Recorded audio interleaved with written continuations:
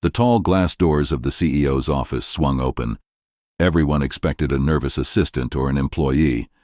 Instead, a little girl in a faded gray dress, clutching a teddy bear, walked in. "I'm here because my mom is sick," she said softly. The Millionaire CEO looked up from his leather chair, stunned. The entire room froze. Her mother worked as the CEO's cleaning lady. For months, she quietly scrubbed floors that smelled of polished wood while executives ignored her. That morning, she was too sick to work, but her daughter refused to let her job go undone. So the little girl packed her teddy bear and walked bravely into the towering corporate building.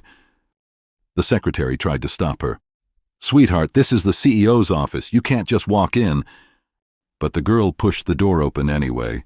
She stood before the richest man in the city, her small voice trembling. "Mommy's sick, so I came instead." The CEO frowned. "Came instead? To do what?" "To clean," she whispered. The CEO leaned back, amused. "You want to clean my office?" he asked. The girl nodded and walked over to the desk. With her tiny hands, she wiped the glass table carefully, placing her teddy bear gently on the corner so it wouldn't get dirty. Everyone watching, the secretary, the assistants, went silent. The Millionaire's smirk slowly faded. The CEO asked, "Why would you do this?" She looked up at him, her big eyes full of honesty. "Because my mommy says, no matter how small you are, you should always keep your promise." The room went still. The words hit the Millionaire harder than any business deal. This little girl, who had nothing, carried more dignity than men in suits worth millions. Slowly, the CEO stood up.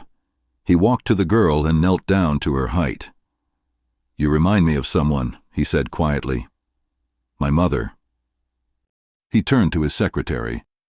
"From today, her mother doesn't work here as a cleaner anymore. She works as my personal assistant, and her daughter will always be welcome in this office."